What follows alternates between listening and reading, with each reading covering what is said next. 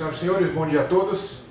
Nós daremos início neste momento aos trabalhos do segundo dia do Congresso Internacional 2018 da Academia Paulista de Direito, com a mesa número 3, a Declaração Universal dos Direitos Humanos, Influências, e convidamos para presidir esta mesa o Dr. João Grandino Rodas, foi reitor da Universidade de São Paulo, foi diretor da Faculdade de Direito da Universidade de São Paulo, é professor titular da Faculdade de Direito da Universidade de São Paulo e presidente do Centro de Estudos de Direito Econômico e Social, SEDES. Por favor, professor.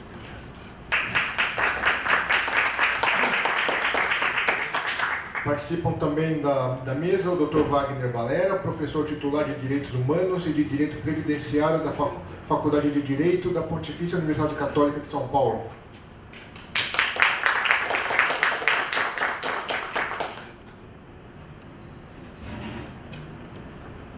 E o Dr. Antônio Carlos Rodrigues do Amaral, acadêmico titular da cadeira Esmeraldino Bandeira, professor de Direito Constitucional da Universidade de Mackenzie e professor visitante da Columbia Law School.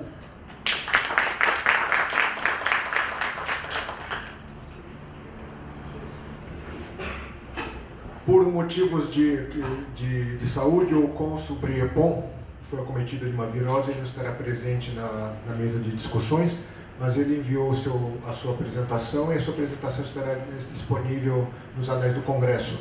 Assim como o Dr. André de Carvalho Ramos, que está participando de uma banca na faculdade, sua apresentação também será anexada aos anais do Congresso. E esta sessão, assim como todas as sessões do Congresso, está sendo transmitida online pelo IPTV USP e, ao final do Congresso, o vídeo também estará disponível em sua íntegra na página da Academia Paulista de Direito. Para a coordenação da mesa, palavras do professor João Grandino Rodas. Bom dia a todos, os que aqui estão presentes e os que nos veem através da TV USP. Realmente, hoje em dia, com essa possibilidade, as audiências ficam bastante amplas e isso é sempre bom para a disseminação da cultura e das discussões, principalmente sobre um tema tão importante como o de hoje. Eu gostaria, além de agradecer os que nos assistem e que são a razão de tudo isso, fazer um agradecimento especial ao presidente da Fundação Academia Paulista de Direito, o desembargador Alfredo Atier, e sua esposa Roberta Atier, que acaba sendo ânima e core desta fundação e também desta reunião. Hoje, nessa mesa, nós falaremos sobre a Declaração Universal dos Direitos Humanos e respectivas influências. Nós todos sabemos que a luta contra o poder forjou, no decorrer da história, os direitos fundamentais, hoje mais conhecidos como direitos humanos. Se olharmos as antigas cidades gregas, nós perceberemos que havia direitos oponíveis aos governantes, por serem considerados direitos inerentes à pessoa humana. Entretanto, apenas o cidadão era pessoa humana. Aí que está o nó da questão. Isso continuaria na antiguidade e, se passarmos para Roma, nós vamos assistir a uma certa evolução.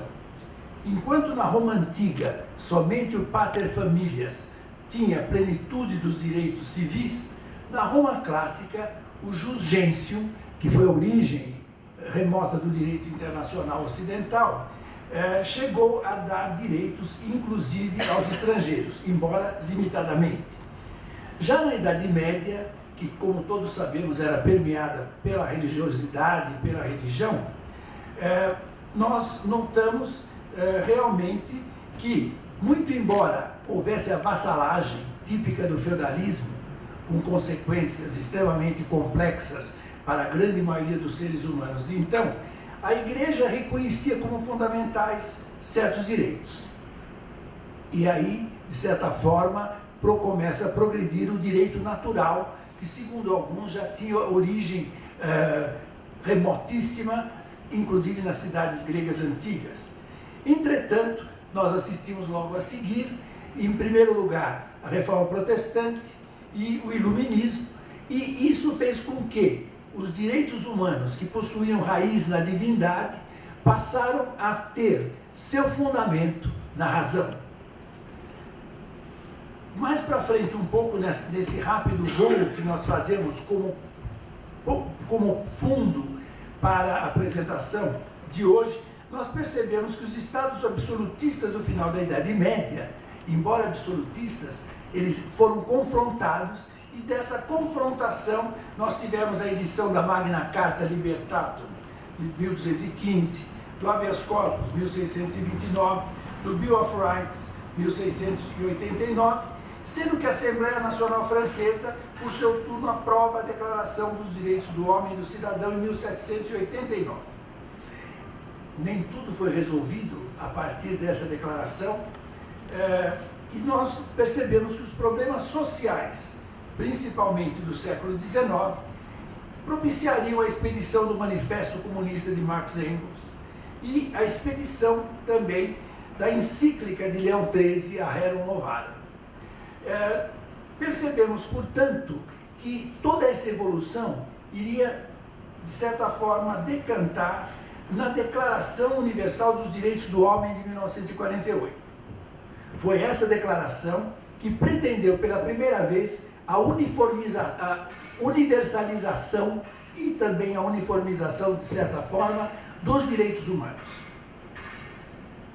Essa é a efeméride que nós estamos comemorando neste ano e que a Academia também ouve em trazer essa conversa que procura apresentar todos os aspectos, de todos os lados, porque uma discussão universitária é realmente isso.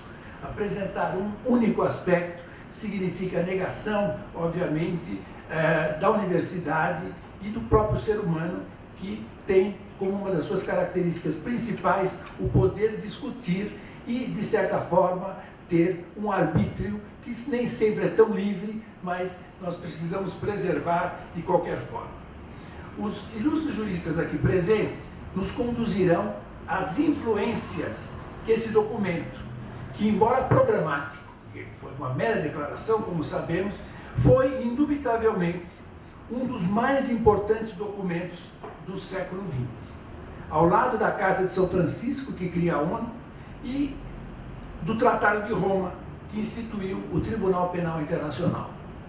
Portanto, nós teremos aqui, e estamos aqui à mesa, já foi dito que o cônsul-geral Briepon, que nos preparou uma apresentação sobre a Declaração Universal, a influência francesa e também a influência de René Cassin, que foi fundamental, obviamente, nesses e muitos aspectos europeus e mundiais, visando, obviamente, o reconhecimento dos direitos humanos. O professor Wagner Valera, que vai nos falar sobre os direitos sociais na concertação dos direitos humanos, porque, obviamente, direitos humanos, que eram conhecidos há mais tempo como direitos fundamentais, não é alguma coisa poética, tem que se, de certa forma, entronizar na realidade do dia a dia das pessoas. E o professor Antônio Carlos do Amaral, eu brincava com ele há pouco, vai falar sobre direitos humanos, mas sobre o prisma da corrupção. Eu até disse que ele precisa ser muito explícito, porque nós não conhecemos bem o que seja isso, não é? Mas, deixando a brincadeira de lado, eu passaria a palavra já ao professor Valera, para que ele nos brindasse com as suas considerações. Professor Valera, por favor. Bom dia a todos. Quero inicialmente agradecer ao presidente da Academia Paulista de Direito, o professor Atier, pelo convite para estar aqui com os senhores. Saudar inicialmente a Universidade de São Paulo, especialmente a Falar Direito, na pessoa do professor Grandino Rodas, que foi diretor desta faculdade e também reitor da universidade, pela pujança, pela grandeza que a Universidade de São Paulo tem. Recordar com saudade do fundador da Academia Paulista de Direito, o saudoso professor Cesarino Júnior, o pioneiro dos estudos dos direitos sociais no Brasil, com a sua obra clássica sobre o direito social brasileiro. Dizer para os mais jovens que estão nos assistindo que Cesarino Júnior foi um marco na Faculdade de Direito da USP pela instituição de algo que não havia aqui nesta casa, que era uma casa de cátedras. E Cesarino Júnior criou um verdadeiro departamento nos anos 30 do século passado. Por isso que ele marcou época e representa, de fato, uma conquista na nova configuração do ambiente acadêmico. Também convém sublinhar em relação a ele que faria se os senhores repararem por aí, depois quando passear pelos prédios, vale a pena, né? Tem assim os nomes de pessoas do século XVIII, do século XIX, as salas em geral. O primeiro jurista contemporâneo que teve contemplado o seu nome na sala foi justamente Antônio Ferreira Cesarino Júnior, porque significa também esse avanço extraordinário do espaço que os direitos sociais ocuparam na realidade contemporânea. E quando venho à faculdade de Direito, lembro sempre de duas pessoas que formam, justamente com o Cesarino Júnior, uma tríade que norteia o pensamento desta instituição e talvez da comunidade jurídica brasileira. Primeiro, sem dúvida, Goffredo Telles Júnior, que foi um inspirador de gerações e que tinha já uma cabeça voltada para o futuro. Escreveu uma obra, Direito Quântico, onde se percebe a grandeza e a universidade do seu pensamento. Há poucos dias estive com a viúva do professor Goffredo em Ceará. O Goffredo tinha uma vista atrativa e impressionante. As pessoas chegavam como que naturalmente ia aí. Então me lembro muito bem do professor Goffredo. E lembro também, sem dúvida, do professor Miguel Reale, que terá sido provavelmente o maior pensador dessa casa no século XX. Bem, o nosso tema que eu escolhi foi o dos direitos humanos sociais e, particularmente, da Seguridade Social. Aí há uma junção, que vão perceber, entre a Declaração dos Direitos Humanos e o direito brasileiro, porque nós temos sempre que estar inspirando o nosso ordenamento na Declaração dos Direitos Humanos. É uma feliz coincidência que a Declaração Universal complete 70 anos e a nossa Constituição complete 30 anos. É uma coincidência feliz essa. Bem, a Declaração de Direitos Humanos Universal de 48 teve a inspiração do que são os direitos humanos da Antiguidade Clássica. E quando se fala de direitos humanos, sempre se evoca essa imagem que eu coloquei aí, que é a da Antígona. De fato, Antígona, essa tragédia grega, que vale a pena para quem ainda não tenha lido ler, a magnífica tradução que fez Guilherme de Almeida, o príncipe dos nossos poetas, a respeito desse texto grego. E lá se demonstra que os direitos humanos pertenceram sempre à ordem natural das coisas. Isto é, as pessoas já nascem com os seus direitos humanos devidamente configurados. Então, os direitos humanos fazem parte da realidade universal. É como sublinha nesse texto a Antígone, falando sobre um episódio da sua vida que marca, enfim, a história dos direitos humanos. Esse material vai ficar aqui à disposição dos senhores, vai também estar no site da Academia, então depois poderão ler com mais detença esse texto fundamental. Bem, a Declaração dos Direitos do Homem e do Cidadão, de 1789, teve 3 versões. Na segunda versão desse documento, que é de 1793, é que aparece o primeiro bosquejo do que viriam a ser os direitos sociais. É nesse segundo momento que a Declaração cuida desse assunto. E cuida justamente nesse artigo 21, onde fala de uma maneira enfática e como que premonitória do que seriam os direitos sociais. Os socorros públicos, isto é, a configuração de uma ajuda social, são uma dívida sagrada. E a Revolução se propõe justamente a pagar, a quitar essa dívida que a comunidade tem para com os desvalidos, com os pobres. É fundamental entender essa origem social da Declaração com a preocupação que já os revolucionários tinham com as pessoas desamparadas, marginalizadas.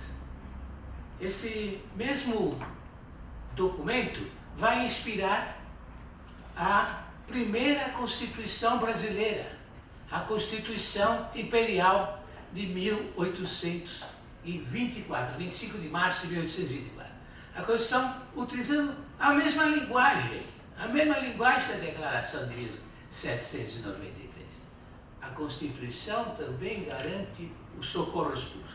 Eu trouxe aqui um registro que deixarei nas mãos do presidente da academia, para depois isso poder ser reproduzido, que é o comentário que a esse texto faz Pimenta Bueno. Pimenta Bueno foi o comentador clássico da Constituição de 1824. Direito Público Brasileiro e a análise da Constituição do Império de 1858. Abro uma nota de rodapé para também dizer a todos que Pimenta Bueno, o Marquês de São Vicente, é o patrono da Academia Paulista de Direito. Então vejam que eles também têm uma ligação bastante forte com a nossa academia. Mas o Pimenta Bueno diz então no Direito Público Brasileiro, eu tenho a edição de 1958, uma edição do Ministério da Justiça, fazendo referência a esse texto dos socorros públicos, ele já diz expressamente que os socorros públicos vão amparar a comunidade e dar proteção como um dever de humanidade. Isso é característica dos direitos humanos. Os direitos humanos existem para cumprimento de um dever da humanidade. É disso que se trata. Quando nós falamos de direitos humanos, nós estamos falando do dever, por isso que a Constituição francesa falava em dívida. E é uma dívida que nós temos para com a humanidade, para com diversas expressões que a humanidade deve ter. Isso tudo está muito explicitado nesse breve comentário que Pimenta Bueno apresenta. Não posso deixar de mencionar ainda nessa introdução que a Academia Paulista de Direito, nesse momento, nesse evento, nesse congresso internacional, também organizado pelo presidente, pela sua esposa, Roberta, está introduzindo diversos novos confrades e homenageando duas pessoas que fazem parte da história dos direitos humanos recentes, que são José Gregório e Fábio Conde de Comprado. Me associo a essa homenagem justíssima que a nossa academia presta a esses grandes brasileiros. Na declaração de 1948, eu coloquei o emblema das Nações Unidas, porque já a declaração, como salientou o professor Grandino Rodas, a declaração nasce sob a égide das Nações Unidas. E a importância histórica que tem as Nações Unidas, fundadas pela declaração de 1945, tem para a história da humanidade. É essencial que haja um organismo internacional capaz de harmonizar os conflitos que vão naturalmente aparecer na continuidade das relações internacionais. O grande pontífice São João XXIII, na Pater Inter, já dizia: é fundamental que haja um organismo internacional para a coordenação dos conflitos que certamente continuarão existindo ao longo da história da humanidade. Bom, a declaração, quando trata dos direitos sociais, isso aparece especificamente no assunto que vai ser objeto da minha exposição. A declaração fala no artigo 25 o seguinte: prestem atenção, porque parece como se fosse talhada para hoje, depois de 70 anos. Se você olhar isso e falar, mas será que está acontecendo? Será que está sendo cumprido? Será que tem efetividade esses direitos? Toda pessoa tem direito a um padrão de vida. É disso que se trata, de um padrão de vida, capaz de assegurar a si e a sua família a saúde e bem-estar, inclusive alimentação, vestuário, habitação, cuidados médicos, serviços sociais indispensáveis. E direito à segurança. A palavra segurança aqui na declaração, ela utiliza a palavra segurança, porque essa tradução é a tradução para o português de Portugal. Se fosse traduzida para o português do Brasil, seria seguridade. A expressão constitucional é seguridade. Em caso de desemprego, doença, invalidez, viuvez, e outros casos de perda dos meios de subsistência. Depois, o inciso segundo fala da maternidade e da infância. E se uma suma, esse comando da Declaração de Direitos Humanos é como que uma ementa dos direitos sociais que foram conquistados no século XX. E aqui eu elenquei, para ficar mais explicitado, esse rol, o rol mínimo. Isto é a garantia do mínimo existencial. Quando se fala no mínimo existencial, o que se espera? E que cada pessoa humana, na era dos direitos humanos, na era dos direitos, como salienta Norberto Bobbio, tenha pelo menos essas garantias. Ora, só que isso, sobre ser, digamos, um direito humano, poderia pensar, né, como salientou o professor Grandini, não é apenas uma declaração. Então, a declaração, há uma discussão um tanto bizantina na doutrina dos direitos humanos sobre, bom, mas que tipo de documento é a declaração, qual é a efetividade dela? É uma soft law, não é uma coisa só retórica. Só que, no caso específico desse tema que nós estamos examinando, não vamos dizer nos demais, né? Há o direito positivo brasileiro. Eu fui formado numa escola que é positivista, de corte keynesoniano. Então, para a minha cabeça entrou que o que vale é o direito positivo. No caso nosso específico, é direito positivo, porque o Pacto Internacional dos Direitos Econômicos e Sociais e Culturais foi introduzido no ordenamento jurídico brasileiro, portanto faz parte das normas jurídicas do Brasil, sem embargo de ser um documento internacional. E lá o pacto, que eu coloquei aqui os dados referenciais como fonte do direito brasileiro, dá o direito a um nível de vida adequado, exatamente aquilo de que se falava antes. O que é um nível de vida adequado? O artigo 9º do Pacto de Econômicos, Sociais e Culturais garante a seguridade social. A seguridade social. Portanto, a seguridade social integra o cardápio dos direitos fundamentais da pessoa humana, por força não só do instrumento universal geral, que é a Declaração de 1948, como também do Pacto de Direitos Econômicos, Sociais e Culturais. A Declaração e os seus dois pactos adjetos, que são o Pacto de Direitos Civis e Políticos e o Pacto dos Direitos Econômicos, Sociais e Culturais, conformam aquilo que o professor Cantado Trindade chama a Carta Internacional dos Direitos Humanos. É como se fosse um documento só. Foi assim que as Nações Unidas conceberam. Existiria o documento, digamos, retórico, e depois a sua efetiva configuração normativa formal, que são os dois pactos devidamente ratificados pelo Brasil. A Seguridade Social, essa que tem fundamento no artigo 9º do Pacto do PDESC, ela é direito positivo brasileiro, consagrado pela Constituição de 1988, a Constituição Cidadã, como diz o saudoso deputado Ulisses Guimarães, que também foi aluno aqui desta casa. Em que consiste a Seguridade Social? Num instrumento de proteção contra os riscos sociais, isto é, os socorros públicos, naquela linguagem da Constituição da Revolução Francesa. Os socorros públicos protegem as pessoas contra os riscos sociais como tal definidos. E, nesse caso, esses riscos dizem respeito à saúde, à previdência e à assistência social. Todos esses três instrumentos se destinam à proteção dos riscos sociais. Riscos que cada um de nós se expõe como que automaticamente. Nós estamos aqui, até para chegarmos aqui, fomos expostos a inúmeros desses riscos sociais. No caso específico da Seguridade Social, isso também é preciso entender, porque às vezes as pessoas reclamam de que as coisas não estão funcionando. É verdade. As coisas não estão funcionando. Mas o problema das coisas estarem ou não funcionando não é um problema do direito. Eu estudo direito.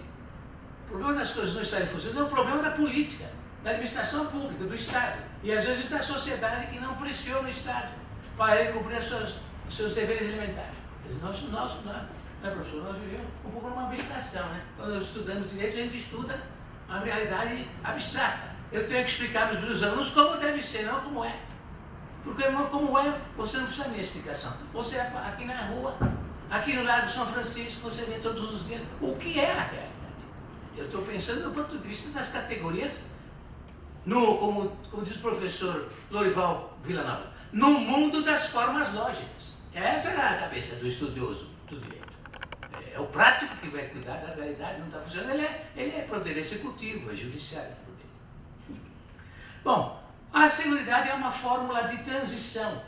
Nós ainda estamos num rumo ao ideal do Estado social, do Estado, do assim chamado Estado do bem-estar social. Isso é um rumo. Então nós estamos fazendo uma caminhada que começa lá no Estado liberal, com aquela cultura privatista, cada um para si, cada um faz a sua poupança particular, e caminhando lentamente para um Estado que já tem sido chamado o Estado pós-social. O Estado social é uma transição, nós vivemos um Estado social em transição, e as diversas políticas de seguridade social terão que conciliar, é isso que esse quadro está mostrando, elas terão que conciliar o público e o privado. Isto é, não se pode esperar tudo do Estado. É exatamente essa concepção que nós temos que ter hoje em dia. O Estado não será capaz, por mais que o governante seja genial, que o governante seja ótimo, seja 100%, seja uma máquina de produção de atividades, não conseguirá cumprir todo o cardápio de programas sociais que foram conferidos pelo Constituinte. Não nos conseguirá por uma razão muito elementar, e que cada um na sua vida tem que enfrentar essa realidade. Não haverá meios e recursos financeiros suficientes. Esse é o dado objetivo da realidade. Portanto, cada vez mais terá que haver uma conciliação entre o público e o privado. Sem essa conciliação, não rumaremos para uma sociedade mais justa, mais solidária. Eu aponto então aqui para os senhores, para comprovar essa afirmação que eu acabei de fazer, de que o cumprimento desses direitos humanos sociais se depara, melhor dizendo, com obstáculos muito sérios. Eu procuro mostrar um pouco dessa realidade. Primeiro, o que há hoje na área da saúde. Na área da saúde existem muitos obstáculos para que seja plenamente atingida aquela meta que a Constituição de 1988 fixou. Uma meta ambiciosíssima. A Constituição de 1988 fala, que é provavelmente conforme com o ideal da Declaração de Direitos Humanos, fala no atendimento integral. Atendimento integral é tudo, senhores. Só que nós temos alguns problemas que impedem que esse atendimento integral seja alcançado. Eu apresentei uma suma de problemas. Falava agora com o nosso querido amigo e confrade acadêmico José Raimundo Gomes da Souza. O aumento da expectativa de vida. As pessoas estão vivendo mais tempo, senhores. Isso é dado estatístico. Não é uma sensação, não é uma noção empírica. É dado estatístico. As pessoas estão vivendo mais tempo. Muitos dirão, graças a Deus. Eu também quero viver mais tempo. Graças a Deus. Tomara que eu viva uma eternidade nesse mundo. Eu não penso isso, mas há quem pensa. Hoje eu gostaria de ter a fonte da juventude para viver sempre, que eu não. Prefiro pensar na vida eterna que está reservada para o justo, se eu merecê-la, evidentemente. Mas há um aumento de expectativa de vida. Como que acontece? Se as pessoas vivem mais tempo, elas vão ficar mais dependentes do sistema de saúde. Isto é, o sistema de saúde vai cada vez mais suportar encargos incalculáveis. Só para os senhores terem uma ideia. No ano 2011, a última vez que as Nações Unidas regularizaram foi esse ano, 2011. Já eram no mundo 893 milhões de pessoas. Estima-se que até 2050, isto é, depois de amanhã, 1/3 da população mundial será composta por idosos, a demandarem quase que diuturnamente atenção e cuidados primários de saúde. Então esse é um desenho que nós estamos vendo aí, que ninguém pode ignorar essa realidade. Então esse número vai triplicar até a metade disso. Já é frequente você encontrar pessoas em famílias de conhecidos que atingiram a barreira dos 100 anos. Isso é comum hoje em dia. Então esse é um problema sério. E outro dado aí é o declínio da natalidade. Quando foi projetado o catálogo dos direitos sociais, imaginava-se o seguinte: a população, que é chamada ativa, vai crescer sempre mais.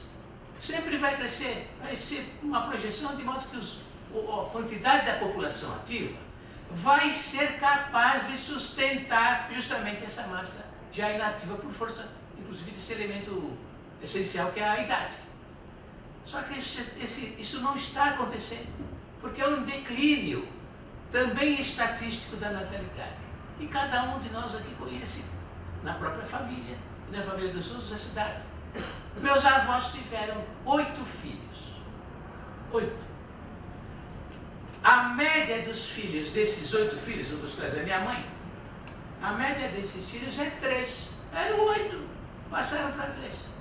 A média dos netos, eu fiz essa conta na minha família, porque aí eu tenho o dado assim, data de nascimento, né? Eu tenho data de nascimento. A média dos filhos dos meus avós, isto é, da minha mãe e dos irmãos delas, foi 3. A média dos netos não chega a 2. E hoje você já vê jovens que dizem assim, eu vou casar, mas não vou ter nenhum filho. É muito comum esse dado objetivo da natalidade. Então o declínio da natalidade vai aumentar. Esse é um dado meramente social. Há outro dado econômico. O dado econômico é se não haverá postos de trabalho. O professor José Pastore, aqui da Universidade de São Paulo, da Faculdade de Economia, ele escreveu há 15 anos um livro que tem esse título alarmante, O Fim do Emprego. E a Seguridade Social foi pensada para o mundo do trabalho. Esse mundo que está se esfacedando a olhos vistos, como fora concebido a seu tempo. In illo tempore, melhor dizendo. Bom, aí vem essa crise da saúde. Não se percebeu aqui no Brasil que a área da saúde tinha uma fonte de financiamento específica, porque ela representa um dispêndio automático obrigatório. Essa fonte desapareceu de repente. Todos ficamos felizes, porque sumiu um imposto. Ninguém gosta de pagar imposto. Sumiu a contribuição provisória sobre movimentação financeira. Qual foi a nossa expressão, a nossa sensação? Já vai tarde. Não há quem não tenha dito isso. Só que essa contribuição estaria rendendo hoje em dia, 2010, ela acabou já há algum tempo. Ela estaria rendendo hoje em dia, para o Sistema Único de Saúde, aproximadamente 100 bilhões de reais. E não foi posto nada no lugar dela, senhores. Então a saúde já sai a partida todo ano no orçamento com 100 bilhões a menos. É um dado objetivo. Não estou preconizando, obviamente, que eu não estou preconizando a volta de nenhum imposto, nenhuma contribuição, mas eu estou dando um prazo, é um dado objetivo da verdade. Um outro dado na área da saúde, extremamente alarmante, é o que tem sido chamado a judicialização das questões de saúde. Há pouco tempo, o Conselho Nacional de Justiça publicou um documento tratando desse dado. O ano passado, 2017, foram gastos com a judicialização da saúde 18 bilhões de reais.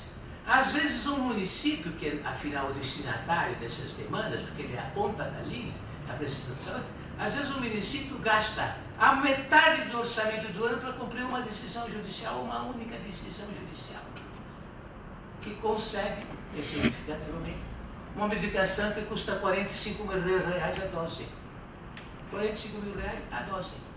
Então isso é um dado objetivo. Nem começou, eu digo sempre, nem começou a judicialização da saúde, diante da magnitude dos números. Nem começou.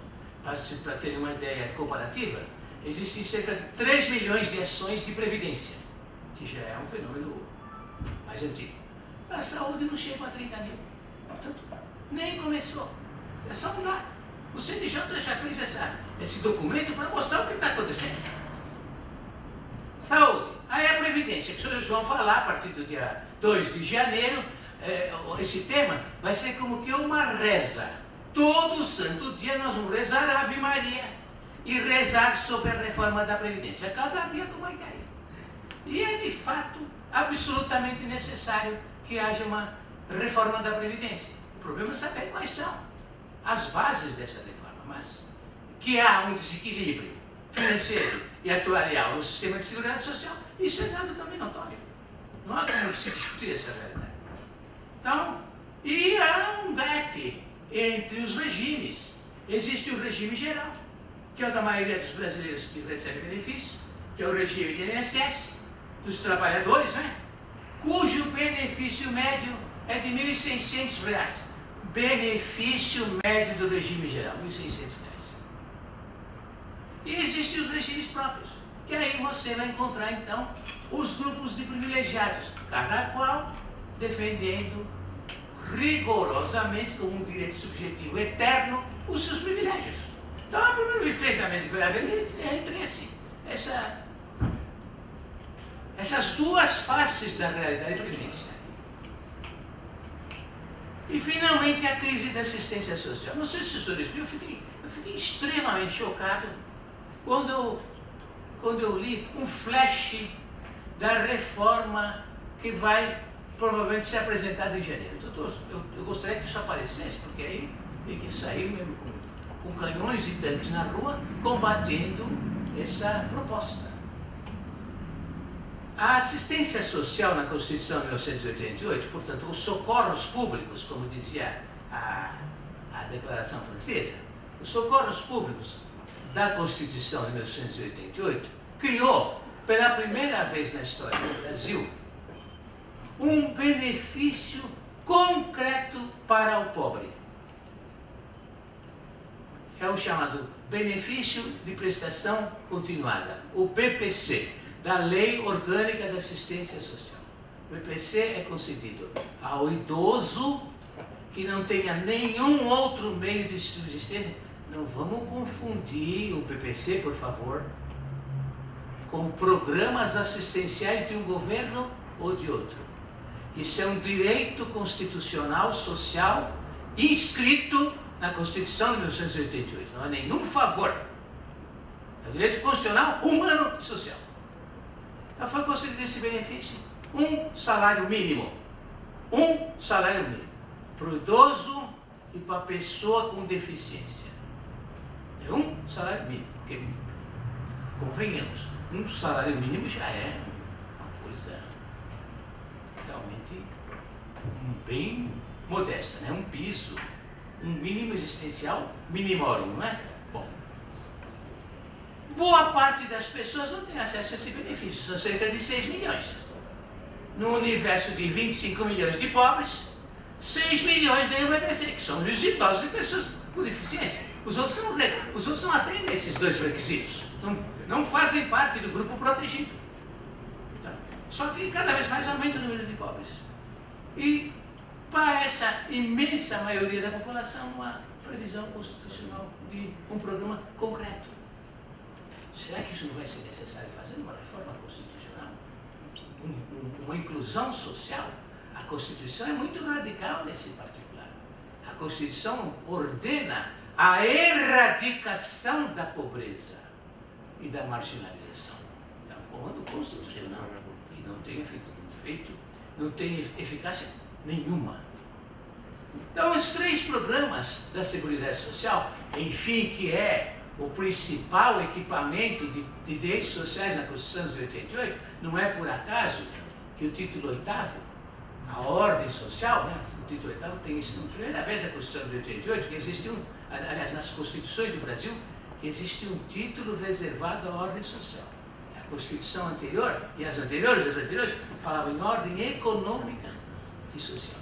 A Constituição de 88 é ordem social. Não é por acaso que o primeiro programa da ordem social é a Seguridade Social, porque é o programa do Estado do Bem-Estar. Só que esse programa se depara com essas enormes dificuldades. E por isso, aí vem aquela conclusão, a partir da premissa que eu levantei, eu vou à conclusão. No Estado Social não vai ser possível, já estou afirmando categoricamente, não vai ser possível que o Estado, com exclusividade, universalize a cobertura e o atendimento. Isto é, a comunidade e os agentes privados serão chamados também a participar, a cooperar com a proteção social. O privado e o social, portanto, tem que ser coexistente na sua relevância institucional. Quando se fala numa reforma, e com isso eu encerro, senhores, como uma proposta de reflexão, quando se fala numa reforma, a comemoração legítima das conquistas da Declaração de Direitos Humanos, a verdadeira comemoração, significará um dia, não hoje, significará um dia, bom, finalmente os direitos humanos sociais foram concedidos e consolidados. Isso é comemorar, senhores. Comemorar algo que já se pode sentir concretamente. Só que você vai ver agora, a partir do dia 2 de janeiro, uma discussão que, se ela quisesse ser séria, ela teria que partir desse roteiro.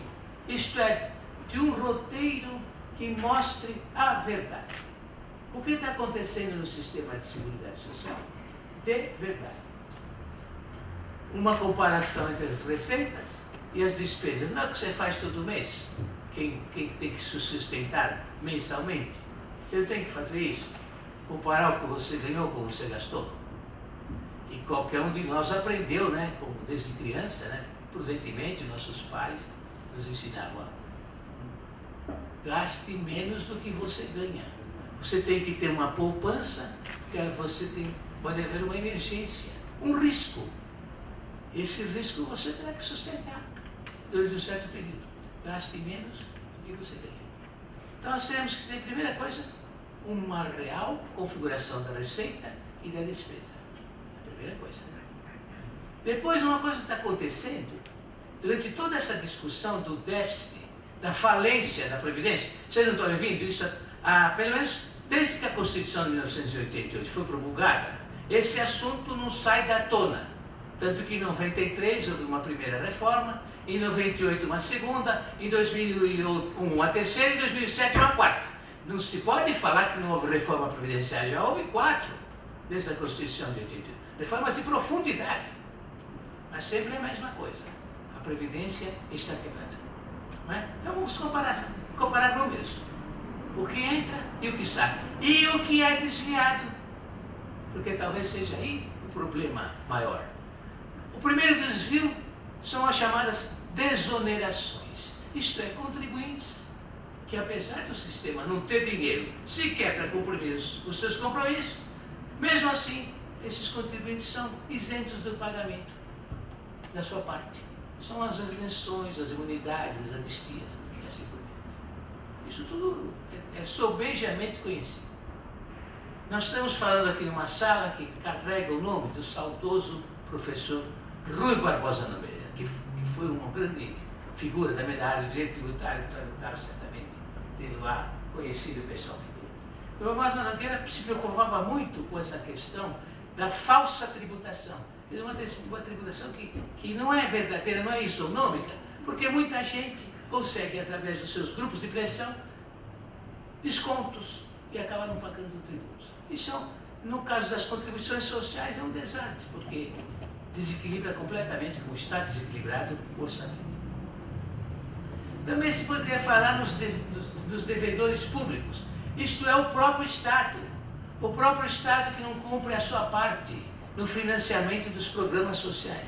O Estado arrecada, mas ele é obrigado compulsoriamente pela Constituição a pôr sua parte. E o Estado não faz isso. Historicamente, o Estado não verte recursos para os programas sociais. E a cobrança dos devedores. Às vezes se fala muito disso, que existe um enorme contingente de devedores, isto é, contribuintes, empresas que não pagam as contribuições sociais. Simplesmente não pagam. O que se tem feito com esses devedores? Eles têm sido premiados todo ano com um programa novo de parcelamento. Isso é, o devedor não paga, porque ele já sabe que a cada ano que passa vai vir um programa de parcelamento mais sedutor, onde ele é dispensado da sua obrigação de pagar em dia, que é aquilo com que o sistema conta. O sistema conta com o pagamento em dia. Porque o segurado não pode deixar de receber, não é? O beneficiário não pode receber pensão, aposentadoria, ele tem que receber em dia. E o devedor recebe prazos enormes de pagamento dos seus débitos. Isso tem sido a história recente do Brasil. Fala-se na Previdência está quebrada e o devedor continua sendo premiado. De fato, essas coisas terão que ser modificada.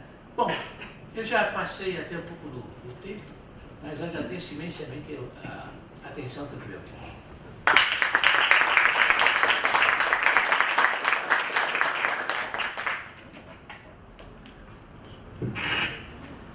Eu recebo aqui a palavra direta do meu querido professor João Grandino Rodas, a quem eu cumprimento na mesa, mestre, também amigo professor Wagner Valera, e cumprimento sobretudo nosso presidente, Dr. Alfredo Atier, Roberto, por ter organizado este evento, todos os demais acadêmicos, estudantes aqui presentes, Dr. Pedro Dallar, também nosso colega.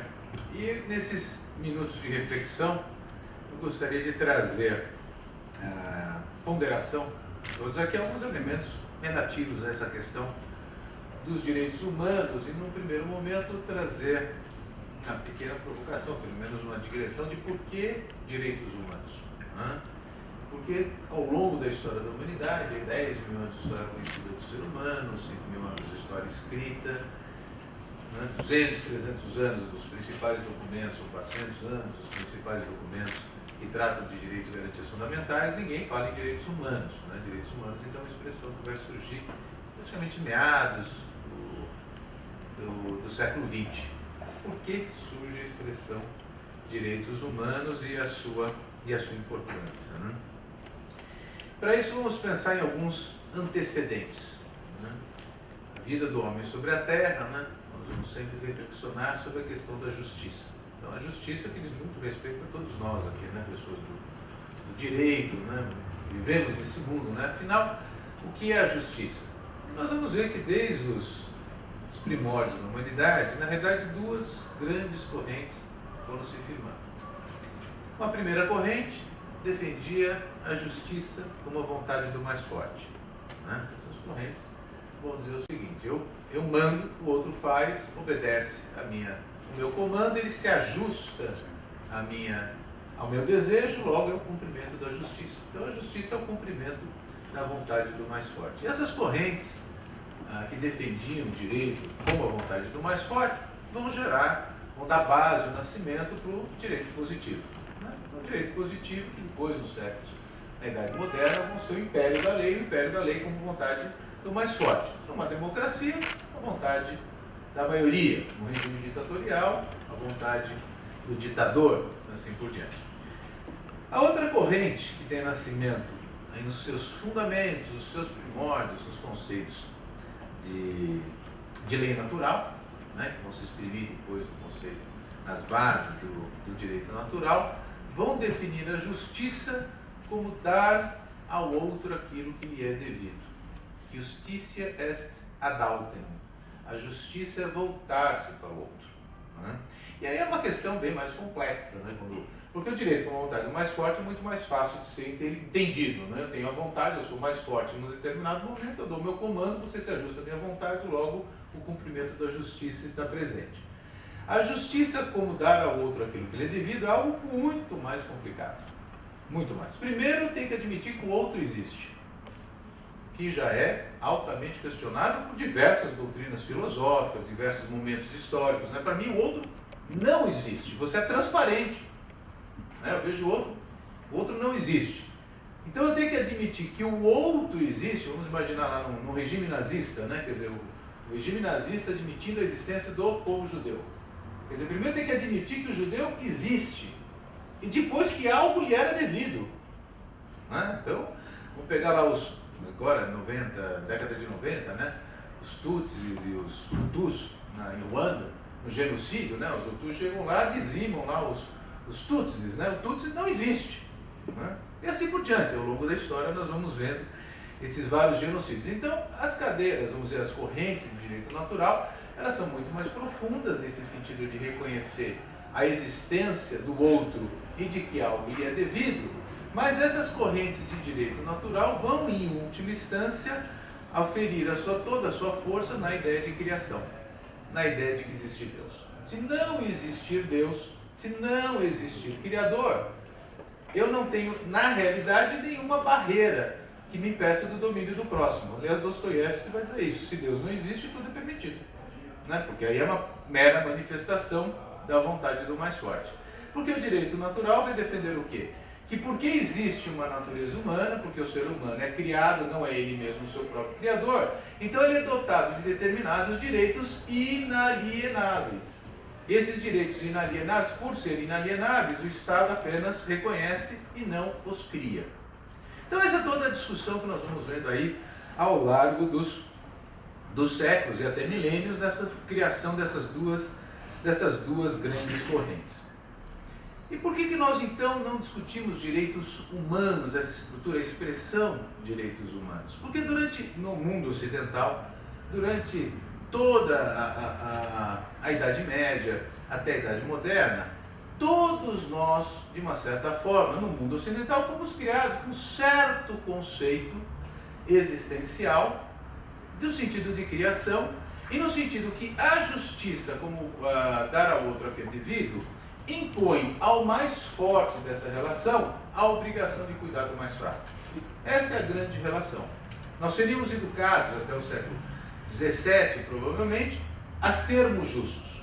Olha, o rei tem que cuidar dos seus súditos. O mais forte na relação, o pai tem que cuidar dos seus filhos.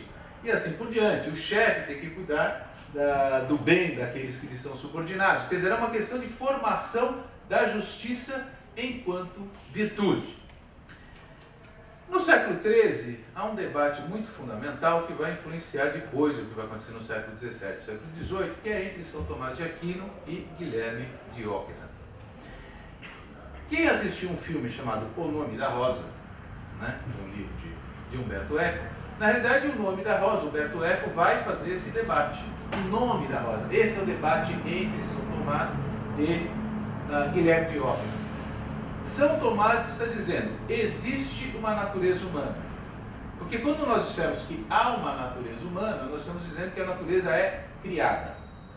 Então, a rosa, na visão de São Tomás, que vai introduzir no pensamento ocidental, o pensamento grego, principalmente de Aristóteles, e o oriental de Avignona, lá do Oriente Médio. Então, São Tomás vai trazer esses dois conceitos, Aristóteles e dos povos árabes, temperar com a filosofia cristã e dizer o seguinte, há uma natureza criada. Guilherme de Ockham, por outro lado, vai dizer, não existe natureza, existe apenas o nome da rosa. São Tomás vai dizer, não, a rosa tem uma rosaceidade, ela tem uma essência. E Guilherme de Ockham vai dizer, não, é só o nome da rosa. A rosa não tem natureza, ela só tem o nome de rosa. Isso depois vai ser a base do relativismo moral do século XIX, do século XX, na base daqueles que vão seguir o pensamento de Guilherme de Ockham, que vão dizer depois, a partir do século XIX, a verdade é relativa. Então passa-se a ter uma distinção entre o conhecimento e verdade. Se admitia o tempo todo que uma verdade existia, né? Eu poderia acreditar de boa fé que a Terra era chata. A Terra não era chata, a Terra é redonda. Mas o meu conhecimento era distinto da verdade. A verdade é que a Terra nunca foi chata. Apesar de eu, de boa fé, poder afirmar que a Terra fosse chata pelo meu conhecimento da época. Mas havia sempre uma distinção entre conhecimento e verdade. Talvez eu nunca chegasse a conhecer a verdade. Mas a verdade é absoluta. A verdade é que a Terra era redonda. Não era chata. A partir do século XIX, nós vamos perder esse conceito. E a verdade passa a ser um valor relativo, passa a ser a minha verdade, a sua verdade. Agora nós somos pós-verdades e fake news e assim por diante. Então nós perdemos essa grande, vamos dizer, esse fio condutor de um valor universal da verdade. Mas São Tomás, no século XIII, vai construir um princípio que vai afetar profundamente o mundo ocidental, que é o princípio ens et bonum convertuntur. O bem e o ser são equivalentes. Vamos parar um segundinho para pensar nisso. O ser e o bem são equivalentes. Na visão cristã, na visão de São Tomás, quer dizer, o bem é fruto da criação, né? Então o bem reflete o poder, a criação de Deus sobre a natureza. Se o ser, cada um de nós, e o bem são equivalentes, significa afirmar a transcendência do ser humano. Este princípio que São Tomás vai desenhar no século XIII, ele vai temperar, como eu disse, o pensamento de Aristóteles, o pensamento árabe e a ideia da criação lá do Gênesis, né? O homem criado à imagem e semelhança de Deus.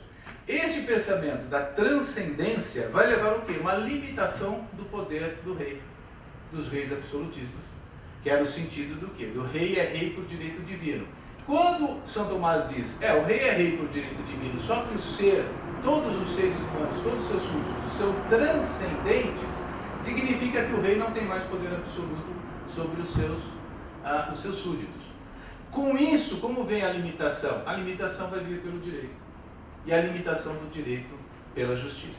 Bom, a influência do pensamento de São Tomás é tão grande no século XIII que ele vai estar refletido na Magna Carta, em 1215, em 1679, ou 1640, na instrumentalização do habeas corpus, em 1689, já citado pelo professor João Grandino, do Bill of Rights inglês, na Declaração de Independência dos Estados Unidos. Olha, o que falaram os Founding Fathers lá na Declaração de Independência, né? Consideramos estas verdades por si só evidentes. Quais verdades? Que todos os homens são criados iguais, sendo-lhes conferidos por seu Criador certos direitos inalienáveis, entre os quais se encontram a vida, a liberdade e a busca da felicidade, que para garantir esses direitos são instituídos governos entre os homens, derivando os seus justos poderes. Quer dizer, não havia nenhuma dúvida para os Founding Fathers americanos no sentido da existência da natureza humana. E que esta natureza humana, essa criação, a ideia de criador, é que dotava o ser humano de direitos inalienáveis. Não era uma construção racional, não se tratava de uma mera imposição de um direito positivo de solidariedade, de fraternidade, de irmandade. Tratava-se de reconhecer, sim, nós somos criaturas e como tais, nós somos dotados de direitos, certos direitos inalienáveis, que vão dar base aos direitos fundamentais, seja de primeira, segunda geração, o professor Wagner Varela, bem esposos, terceira geração. Todos esses direitos vão ter nascimento justamente nessa expressão da transcendência do ser humano. Bom, o que acontece no século XVIII e no século XIX? Final do século XVIII e século XIX, nós temos a ascendência substancial do iluminismo, né, fruto da Revolução Industrial. Então o iluminismo vai trazer o quê? Um racionalismo no domínio do ser humano, né, no nosso ambiente.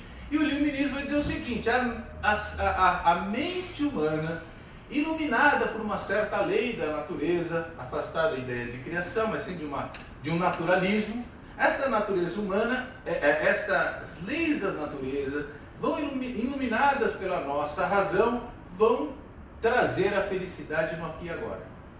Esqueçam esse debate de felicidade na outra vida, de uma felicidade eterna. Não. O iluminismo vai dizer, a felicidade vai ser no aqui e agora, porque nós vamos dominar toda a natureza a partir do conhecimento das suas leis. Com a Revolução Industrial, isso causa um grande impacto, né? Porque nós temos tido um maior crescimento conhecido na história da humanidade em termos de avanço econômico. O século XIX fez uma grande explosão, vamos dizer, no crescimento da produção de bens. Quando o iluminismo vai encontrar o seu primeiro grande confronto? No afundamento do Titanic, em 1912. Então, em 1912, quando o Titanic, a gente não tem essa visão do que representou o Titanic, era muito mais do que o ônibus espacial explodindo. Porque o Titanic foi visto como o maior, a maior configuração tecnológica, a maior construção tecnológica da época. Que dizem, este nem Deus afunda, porque era o sentido de dizer, gente, aqui realmente nós atingimos o ápice da capacidade humana de criação, de criação tecnológica. E quando vem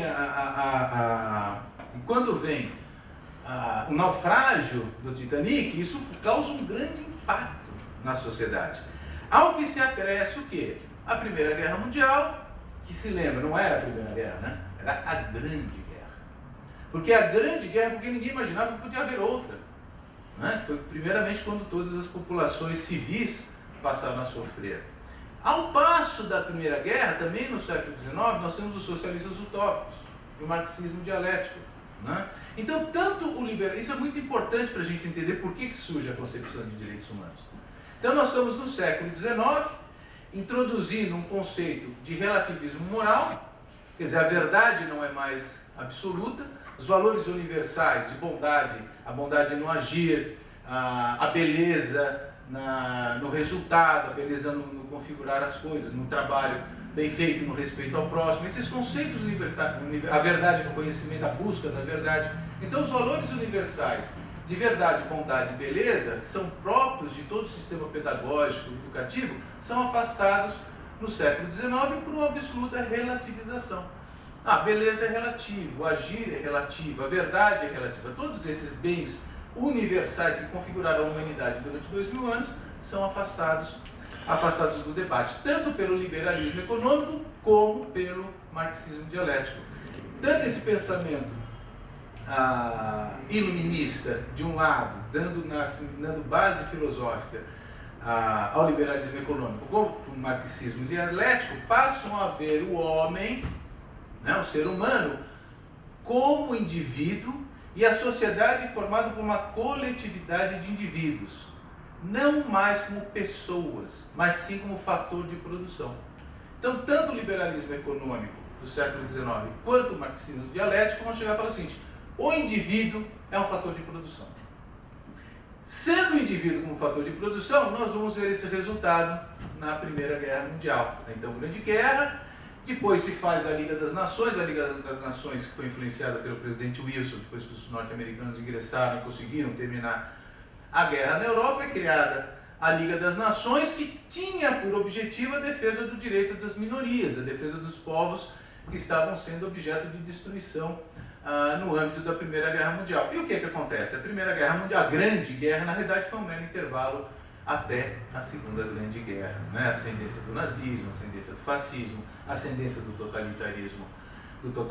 totalitarismo soviético. Então é neste momento, na década de 30, que começam algumas reflexões sobre a falência dos tais declarações do direito do homem e do cidadão de 1789, dos Bill of Rights da Constituição Americana de 1787, Bill of Rights de 1789, dos princípios que vinham dos gregos. Falaram, peraí, está tendo um problema, porque todas essas cartas, essas declarações de direitos enfrentaram um mundo no século XIX em que excluiu-se a ideia de Deus, excluiu-se a ideia de criação, com isso o ser humano passou a não ter nenhuma transcendência, não tendo transcendência passou a ser um mero fator de produção. E aí que vem a participação fundamental nesses debates de Jacques Maritain. Jacques Maritain, que era um intelectual francês, fugindo da guerra, ajudou a resistência francesa, foge na década de 30 para os Estados Unidos, é professor lá, passa a ser professor na Columbia University em Nova York. E o professor Jacques Maritain, que era um humanista, católico, passa a olhar o pensamento também de Alexis de Tocqueville, que tinha escrito uma grande obra chamada Democracia na América, essa obra Democracy in America, do Alexis de Tocqueville, que era um juiz, passa 2 anos viajando pelos Estados Unidos no século XIX, causa um grande impacto no mundo ocidental, né, dá nascimento a todas as constituições tal como concebidas, né, nos movimentos liberais do século XIX e século XX. Alexis de Tocqueville também tinha essa preocupação, falou, peraí, essas declarações de direitos estão enfrentando um homem sem qualquer espiritualidade. Nós estamos pensando no homem apenas como fator de produção. Então eles começam a resgatar o sentido metafísico do ser humano. Fala o seguinte, peraí, quando nós nos calamos perante uma inquietação, nossas inquietações metafísicas, ele diz, da onde viemos? Por que estamos aqui? Para onde vamos? Então, essas são inquietações metafísicas que atingem cada ser humano, cada um de nós, e o que nos torna únicos. Únicos e irrepetíveis. Cada criança que nasce, ela é única e irrepetível. Nunca existiu uma criança como aquela, nunca existiu alguém como nós e nunca existirá.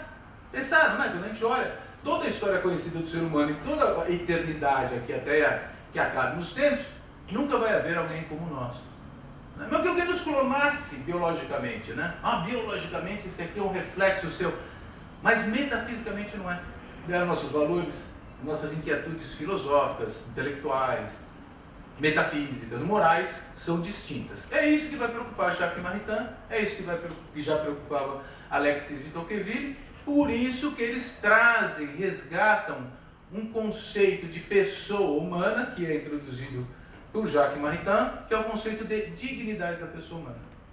Então ele vai pegar alguns princípios próprios, aquilo que ele chamava do evangelho social do cristianismo, quais eram as bases do evangelho, chamado evangelho social, que estava na Rerum Novarum do Papa Leão XIII, citado aqui pelo professor João Grandino. O que era? Igualdade, liberdade, dignidade da pessoa humana. Esses são 3 colunas mestras do cristianismo. Né? Quem vai lá nos evangelhos, você vai descobrir que tem 3 colunas mestras que se firmam o pensamento de Cristo. Igualdade, liberdade, dignidade da pessoa humana. Então eles vão pegar esses princípios e falar o seguinte: vamos trazer para o século XX. Né? Primeira vez que nós temos um documento oficial de expressão o termo direitos humanos é numa carta do Papa Pio XI, que ele manda no cinquentenário da Universidade Católica de Washington, em 1939, em que ele diz o seguinte: o ensino cristão confere sentido completo às exigências dos direitos humanos e à liberdade, porque ele, por si, confere valor e dignidade à pessoa humana. Franklin Roosevelt é, então, incorporado ao conceito de direitos humanos. Ele passa a defender o valor da espiritualidade humana nos Estados Unidos. Você vê vários discursos dele, ele vai chamando a atenção da necessidade de resgatar esse sentido da transcendência do ser humano. E ele vai dizer no seu discurso de State of Union, né, que é o Estado da União, que é aquele discurso que o presidente faz no início do ano no Congresso, em 1941, 2 anos depois dessa carta de Pio XI, ele vai dizer que, para a proteção dos direitos da minoria, definiu liberdade como a supremacia dos direitos humanos.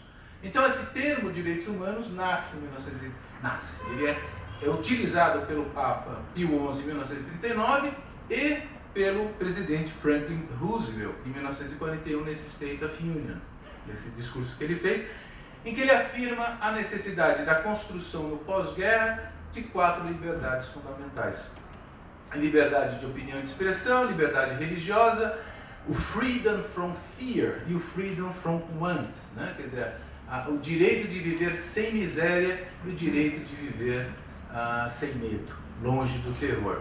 E curioso que quando nós vamos no preâmbulo, depois aí já caminho aqui para o encerramento, professor João Grandino, no preâmbulo da Declaração dos Direitos Humanos Universais de 1948, o terceiro preâmbulo diz: considerando que o segundo preâmbulo diz: considerando que o desconhecimento e desprezo dos direitos humanos conduziram a atos de barbárie, que revoltam a consciência da humanidade, que o advento de um mundo em que os seres humanos sejam livres de falar e crer, primeira liberdade, libertos do terror, segunda liberdade, libertos da miséria, libertos do falar. Quer dizer, as 4 liberdades que haviam sido proclamadas por Franklin Roosevelt em 1941, que é incorporada depois no mesmo ano na famosa Carta do Atlântico, né, que é um documento que é firmado entre Roosevelt e Churchill, em agosto de 1941, quando eles já percebem que a Alemanha nazista ia perder a guerra, né? Demorou 4 anos para conseguir isso, mas já descobriram em 1941 que era só uma questão de tempo. Então, a Carta do Atlântico, eles definem o mundo, as bases do mundo, dessas 4 liberdades, nessa chamada Carta do Atlântico. E aí vem o nascimento das Nações Unidas. Esse termo United Nations foi cunhado por Franklin Roosevelt, e Franklin Roosevelt viu a importância de ter uma declaração dos direitos humanos, na qual Jacques Maritain foi um dos seus principais autores, ele com René Cassin, também citado pelo professor Grandino Rodas. E Jacques Maritain introduz o conceito, então, de dignidade da pessoa humana, o conceito de igualdade e de liberdade como fundamentos dos direitos humanos, visando esses valores transcendentais, reconhecendo o ser humano como um valor transcendental. Evidente que as 56 nações, então, reunidas ali, nem todas tinham essa concepção da transcendência do direito humano, né? Então, a razão pela qual as nações votaram a favor da Carta da Declaração de Direitos Humanos pertence a cada linha filosófica, religiosa, enfim, a visão de mundo de cada nação, e nós tivemos 8 abstenções. Diz Jacques Maritain que o acordo que houve nas Nações Unidas é que o texto não seria lido uma segunda vez. Isso foi um acordo para ser aprovado. Então, assim, vai ser lido uma vez, As nações que eram contra não votariam contra, se absteriam, mas desde que não fosse lida uma segunda vez. Se fosse lida uma segunda vez, elas se manifestariam contrária à Declaração Universal dos Direitos Humanos. Por motivos óbvios. A Declaração Universal dos Direitos Humanos trata de igualdade. Ora, a Índia tinha castas, ainda tem, a casta dos intocáveis. Boa parte da população hindu é intocável, é a classe inferior. Então a Índia se abstém. Ela fala, como todos são iguais? Não são iguais, eles são inferiores. Né? A União Soviética, né, se defende o direito de liberdade, o direito de ir e vir. Imagina, na União Soviética ninguém tinha direito à liberdade, direito de ir e vir, direito à propriedade. Né? Então a União Soviética fala, tá bom, eu me abstenho, mas não leio uma segunda vez. A África do Sul já tinha as bases do regime de apartheid. Fala, o quê? Todos são iguais? Quem todos são iguais? Não, o negro é diferente do branco, claro que não são iguais. Então a África do Sul também se abstém, assim como outras nações. Mas o fundamento do que está lá, esses princípios clássicos do direito natural, que vão ser incorporados em várias constituições, vão produzir vários efeitos, fazem parte, evidentemente, de um marco muito positivo no campo da ética, no campo da moral, no campo da formulação de políticas públicas, resgatar alguns preceitos fundamentais que talvez até o século XVIII a gente não precisava ser muito lembrado, porque nós seríamos educados dentro desses preceitos. Mas no século XX, depois dos genocídios nazistas, Nietzsche proclamando que Deus estava morto, no Assim Falou Zaratrusta, enfim, com todo o nascimento dos regimes autoritários e totalitários, a Declaração dos Direitos Humanos nos ajuda a refletir sobre esse ponto. E aí nós chegamos à minha conclusão, que é a questão da corrupção. A corrupção pode ser vista sob diversas perspectivas, né? A ausência de preocupação, de percepção, quando nós afogamos a nossa inquietação metafísica, né? Então, vê alguma coisa na minha consciência e me chama e fala assim, olha essa realidade e vejo que você não é o criador dessa realidade. Né? Veja essa realidade que você tem que respeitar o próximo, mesmo quando você o odeia. Pô, mas eu odeio o sujeito. Não, mas você tem que respeitar o seu direito. Né? Então, são determinadas construções da minha consciência, né, que eu quero afogar. Se eu sou mais forte, então, da relação, com mais razão ainda eu quero afogá-la. Né? Eu quero dizer o seguinte, não, eu sou mais forte, você que cumpre a minha vontade. Né? Quando há essa corrosão desse sentido da transcendência humana, eu vejo a primeira coisa a corrupção da mente, da minha consciência. Quando eu vejo a corrupção da minha consciência, vem todas as formas de abuso, de domínio. Né? O mais forte dominando sobre o mais fraco, o abuso do homem sobre a mulher, né? Essas cenas, né? Homens batendo em mulheres e tal. É isso, é a corrupção. A primeira coisa que aconteceu é a corrupção da consciência. Perdeu toda a percepção que a mulher tem uma transcendência. Né? Perdeu, é o abuso. É o abuso verbal, né? É o abuso moral, é o abuso econômico, né? Exploração do trabalho humano, desrespeito ao próximo, o abuso sexual, a mãe que abusa das suas crianças, a mãe que oprime os filhos. Não é? Quer dizer, todas essas formas de opressão e de abuso são frutos primeiramente da corrupção da consciência. E aí eu posso ir para a forma mais grave, que é no exercício do governo. Né? Eu vou na forma bruta de corrupção. O que é a corrupção? Eu vender o meu trabalho. Né? Eu vender o exercício do meu poder. Eu posso te beneficiar, mas eu só te beneficio mediante o pagamento de propina. Né? Quer dizer, aí vai para tudo. Aí isso se espalha na sociedade de uma forma geral. É o plágio na faculdade, no trabalho da faculdade, é o sujeito que queira propina para o guarda de trânsito, é o desrespeito ao mais velho, é o desrespeito à criança e tal. Aí nós vamos tendo uma série de corrosões que se manifestam nas fraudes, enfim, toda essa grande quantidade de problemas que nós enfrentamos no Brasil, infelizmente, nós enfrentamos de uma forma mais bruta, né, nessa questão da corrupção. E como lutar contra isso? Né? De um lado, educação. Né? Educação dos valores fundamentais, educação dos valores universais, né? Esses valores de verdade. Fala, sim, existe uma verdade. Qual é essa verdade? Não vão impor a verdade, porque eu posso não conhecê-la, mas nós temos que dar elemento para as pessoas, para os alunos, refletirem sobre as posições. Um pensa A, o outro pensa B. Onde que está a verdade? Né? Mas existe uma verdade. Primeiro, não é um conceito relativo, não são verdades relativas. A verdade absoluta pode ser que nós não saibamos qual seja. Por isso que temos que respeitar o pensamento dos outros, né? Na busca da verdade. O sentido da beleza, né? A beleza que se projeta nisso, respeito ao próximo, cuidado nos detalhes, seriedade no trabalho profissional, são todos elementos que são a parte da beleza, né? E por fim, na corrupção, desenho de políticas de integridade. Políticas de integridade contra perdas, contra abusos, contra a corrupção em si. E aí tem vários elementos, até que tem sido objeto das minhas reflexões na Universidade de Colômbia, que é um centro de excelência nas políticas de integridade, anticorrupção, que é modernização de legislações antifraude, acordos para apoiar investigações públicas e privadas, que são os acordos de leniência, os termos de ajustes de conduta, investigações corporativas, investigações paralelas, monitores de integridade em projetos públicos, enfim. Aí são coisas mais aplicadas do que essas nossas reflexões filosóficas.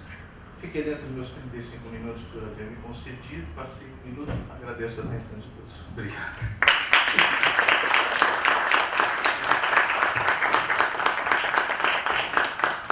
Agradecendo uma vez mais aos professores Wagner Balera e Antônio Carlos Amaral, nós poderíamos chegar a breves conclusões que são repetições daquilo que ambos os professores colocaram. Nós vimos realmente que a Declaração Universal dos Direitos Humanos de 1948 foi o divisor de águas entre a proto-história e a história dos direitos humanos. Tudo aquilo, desde os gregos, que é até onde nos é dado conhecer, desagou, de certa forma, na Declaração Universal dos Direitos Humanos, que foi a primeira vez em que, como disse no início, se imaginou a universalidade desses direitos. E após essa declaração, que durante muito tempo foi tida pura e simplesmente como uma declaração a mais, ela se transformou e se corporificou em aspectos práticos, principalmente através das proclamações das Nações Unidas, que em 2 momentos, nos pactos, confirmaram já direitos objetivos. E esses pactos, muito embora sendo direito internacional, e nós sabemos que pelo menos no direito internacional clássico, aqui está o professor Nalari, que não me deixaria mentir, depende obviamente dos estados para que possam ser colocadas em prática. O fato é que muitos estados o fizeram, e foi citado muito claramente aqui pelo professor Wagner Balera, que a nossa Constituição Imperial já trazia um pouco daquela proto-história, e depois da Declaração Universal dos Direitos Humanos, o que nós vimos é que os direitos sociais passam a ser colocados de uma forma bastante clara como direito brasileiro, portanto não soft law, e esse direito é que permite, de certa forma, a questão da Seguridade Social, com todos os problemas que a Seguridade Social traz, principalmente na questão da sua aplicação. Por outro lado, nós vemos também que o professor Antônio Carlos Amaral, ele nos lembra algo extremamente importante que nos diz respeito aos brasileiros, pelas quadras que passamos, em que praticamente ninguém ficou imune, que é a questão da corrupção. E a corrupção, que ele bem lembra, que começa com uma corrupção da consciência e que passa a ser colocada tanto naqueles pequenos atos de corrupção que todos nós fazemos muitas vezes impensadamente no dia a dia, até a corrupção governamental que atinge, infelizmente, quase todos os quadrantes, não só da política, mas do Estado brasileiro.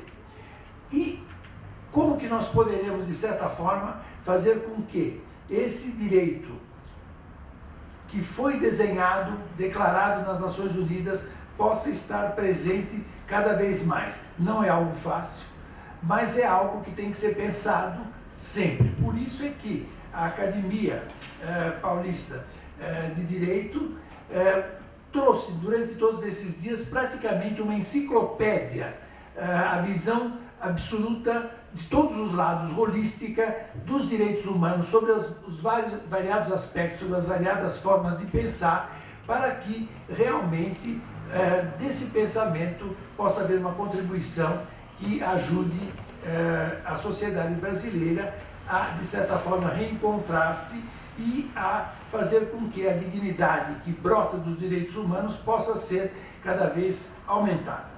E isso, como foi colocado muito claramente pelo professor Antônio Carlos Amaral, se dá através da educação, se dá através de políticas de integridade e, em primeiro lugar, o que é necessário fazer com que essa seguridade social, como disse o professor Valera, que são os aspectos fundamentais, mínimos, a que todo cidadão tem direito, possa, de certa forma, começar a existir no Brasil.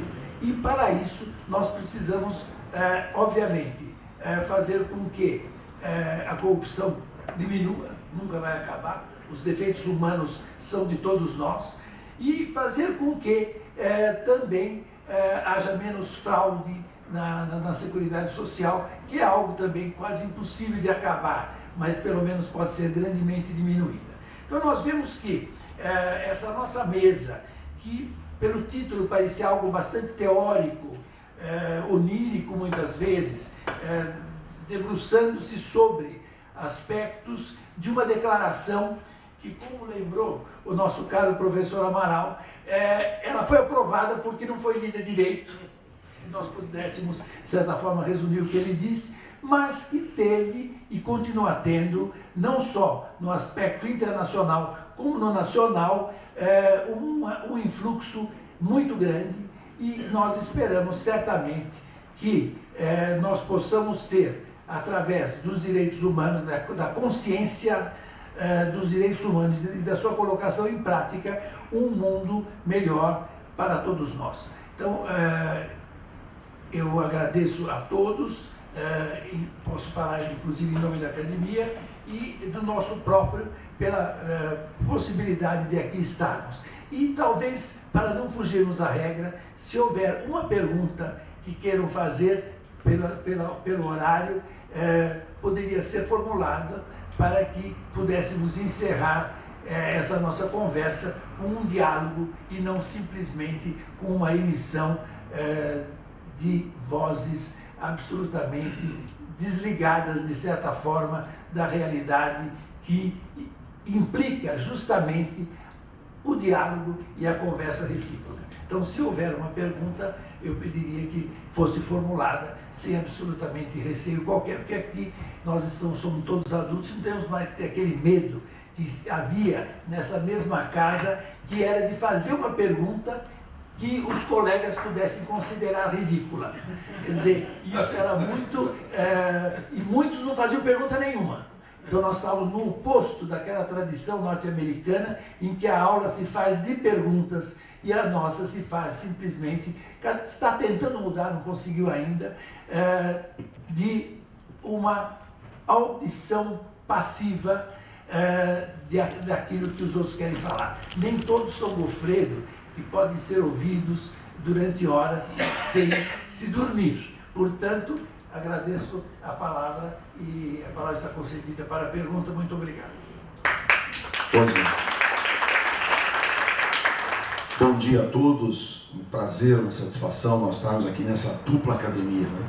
Academia Paulista e Academia de Direito, que é a Faculdade de Direito do Largo de São Francisco. Professor, reitor magnífico, né? Sempre reitor. Meu nome é Sérgio Redó, eu sou advogado, sou jornalista e presidente também da Associação Paulista de Imprensa.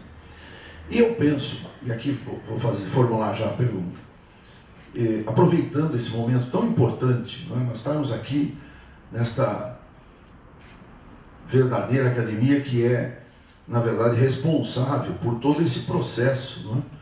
Também de evolução no aspecto científico do direito e também das liberdades. E por que não da defesa, não é, intransigente dos direitos humanos.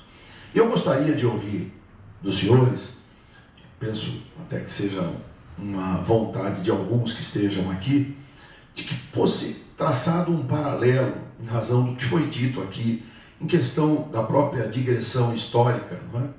Sobre os direitos humanos, com o que nós estamos vivendo hoje.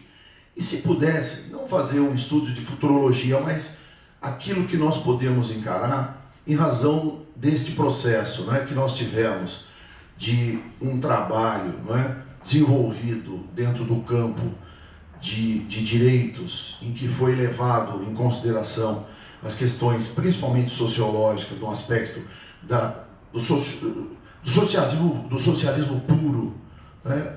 E que aí vem os processos de transgressão, em razão de corrupção e tal, mas se nós nos pegássemos só a questão do socialismo e agora da possibilidade de um governo que assume, não é, em razão dessa postura levada mais ao lado, não é, da direita ou mesmo do conservadorismo, e o recrudescimento das forças militares, não é, nesse processo, na opinião de cada um dos senhores. Eu sei que aqui daria mais quem sabe, mais um congresso, né, para que a gente pudesse responder, mas em razão do entendimento de cada um, o que seria, na verdade, uma postura do que nós podemos assistir a partir de 1º de janeiro de 2019? Essa é a minha pergunta. Obrigado. Muito oportuna a pergunta, mas a gente teria que ter uma bola de cristal, né? E eu queria dizer o seguinte. Confesso que eu tive uma péssima impressão inicial, estou falando publicamente, porque se estiver sendo gravado ele vai ficar sabendo. Eu tive uma péssima impressão inicial do então candidato a vice-presidente da República. Achei que ele estava falando algumas coisas completamente distorcidas da realidade brasileira, naquele primeiro momento. Mas depois a gente tem que sempre dar um crédito de confiança, né? Porque as instituições existem para justamente fazer as pessoas pensarem mais e se enquadrarem. Todos nós, mais dia menos dia, vamos enquadrar na dura realidade que começa no dia 2 de janeiro. E a primeira é festa, dia 2 de janeiro começa a realidade. E aí, um dia desses, eu ouvi esse senhor, o general de exército, Hamilton Mourão, vice-presidente eleito, dizer assim: nós não podemos entrar em guerras que nós vamos perder. Então talvez seja essa uma mensagem subliminar do que nós podemos esperar de um novo governo. Não querer entrar em guerras que ele não vai ganhar, digamos assim, porque ele pode perder. O militar raciocina assim: ele tem que entrar na guerra para ganhar. Se ele vai perder, a gente vai fazer um acordo antes. Aliás, é uma prudência evangélica, né, professor? Se eu sei que meu adversário tem 20 mil, eu tenho só 10 mil, eu vou antes mandar um mensageiro para fazer um pacto, porque eu vou perder a guerra.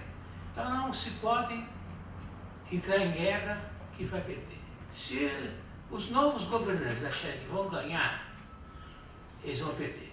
Então quem sabe eles possam criar um novo pacto social. É isso que eu espero, sinceramente, que haja, fora das disputas eleitorais, ideológicas, que já passaram, né? O resultado da eleição passou. Agora nós temos que esperar um novo pacto nacional para a construção de uma sociedade justa, livre e solidária, que é o programa da Constituição de 1988. Uma sociedade justa, livre e solidária. É isso que nós vamos caminhar para um futuro melhor. Obrigado pela questão. Obrigado pela pergunta. Eu vou procurar ser bem sintético. Eu li que o presidente Bolsonaro teria feito um comentário importante, que vai ser o que eles vão desfazer e não o que eles vão fazer. E eu acho isso um pouco oportuno, porque eu acho que realmente nos últimos 13 anos nós construímos nos últimos 15 anos, os 13 anos do governo do Partido dos Trabalhadores, eu acho que nós criamos um modelo, com respeito, obviamente, às posições contrárias, mas um pouco de aparelhamento no poder público, né? Nós nunca vimos, os bancos nunca ganharam tanto dinheiro na história deste país, né? Os bancos tiveram realmente, o setor financeiro cresceu de uma forma exponencial, o que acontece normalmente em regimes ligados às esquerdas, aos regimes comunistas, né? Mas o que eu senti muito durante esses 14 anos, eu participei sempre de muitos debates no Congresso Nacional, participei de muitas discussões de emendas emendas constitucionais, foi essa diminuição desse debate. Esse debate nos últimos 10 anos, cada vez mais se diminuiu o debate, cada vez mais se deixou de dar valor a uma das questões que foram muito caras a Jacques Maritain e aqueles que elaboraram a Declaração Universal dos Direitos Humanos, que era a sociedade plural, né? O pluralismo das ideias. Né? Quer dizer, nós fomos cada vez mais sendo quase que conduzidos a um pensamento único, e esse pensamento único daquele dos nós contra eles. Né? Então, tenho a impressão que uma grande contribuição à sociedade brasileira, seja no plano da educação, seja no plano político, é nós começarmos a nos centrar mais naquilo que nos une e menos naquilo que nos divide. Né? É um certo chavão, mas eu acho importante numa sociedade que está tão dividida. Então, tenho otimismo, não acho que os militares sejam conceito daqueles militares lá da década de 60, acho que os militares sofreram muito, eu fiquei 2 anos no exército, ainda no final do regime militar, já percebia que os próprios oficiais já eram de outra natureza, quer dizer, é impossível nós pegarmos hoje esses generais de hoje e dizer, eles são os mesmos generais da década de 60, isso me parece que não é essa a realidade e nem querem isso, né? Tenho a impressão que eles vão dar a sua colaboração e acho que devemos pensar mais nessa sociedade plural, em que haja debate, que do debate surjam as melhores políticas e procurar isso, o que nos une, não o que nos divide. Essa me parece uma grande contribuição que o governo poderá dar. Obrigado. Agradecendo as colocações, eu faria só algumas observações muito breves. E nós já sabemos que as escrituras, não vistas como um livro religioso, mas vista como um livro importante, como outros existem também, diz que a casa dividida está fadada à ruína. Esse é um aspecto que a gente precisa manter em mente. Em segundo lugar, as instituições modernas, e aí eu estou falando não só nas instituições, como por exemplo a universidade seria uma delas, como também o Estado, são dirigidas por pessoas por um período, vamos imaginar 4 anos. E, normalmente, quando se inicia esse período, o que a gente percebe é que o chefe ou o presidente, eles imaginam que aquilo dure eternidade. Embora saiba, no inconsciente, estão chegando para ficar eternamente, mas são só 4 anos.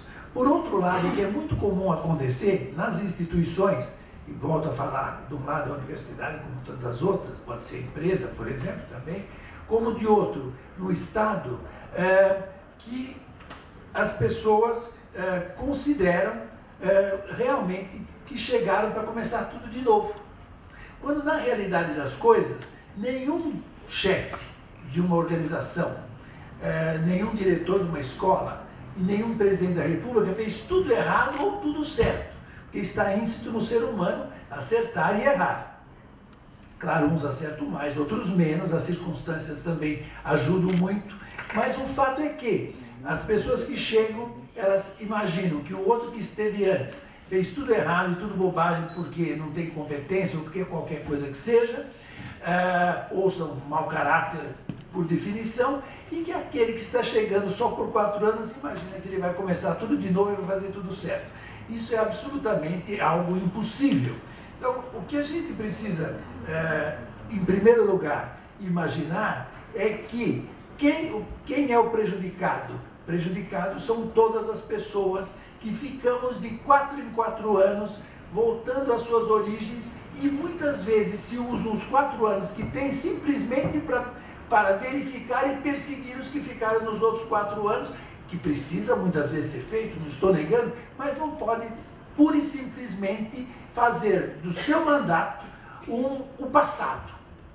Precisa realmente corrigir passado, muitas vezes, e às vezes severamente, mas precisa fazer alguma coisa. Então, acredito que esse grupo que está chegando hoje, que para que ele possa dar minimamente certo, não pode simplesmente ser a vergasta dos 4 anos, ou dos 8 anos, ou dos 12 anos, ou quantos anos anteriores, mas tem que pensar que 4 anos voam e que ele precisa fazer alguma coisa.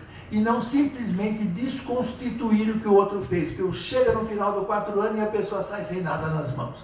Então, diria que, obviamente, sempre que se começa algum ciclo, e nós estamos num ciclo, nós precisamos ter esperança. E precisamos alimentar essa esperança contribuindo para que defeitos anteriores sejam diminuídos e acertos possam ser aumentados, sem absolutamente achar que fará o juízo final e o julgamento final, que muitos acreditam que será feito pela divindade algum dia, que o nosso próximo governante não faça isso, porque se fizer, certamente, nós todos sentiremos o fracasso. Eu agradeço a todos e realmente, uma vez mais, a academia, que pode-se imaginar que falar sobre direitos humanos durante tantos dias com pessoas com diferentes, muitas vezes até opostas colocações, seja o exercício da inutilidade, absolutamente não o é. Parabéns para a academia, está encerrada a sessão.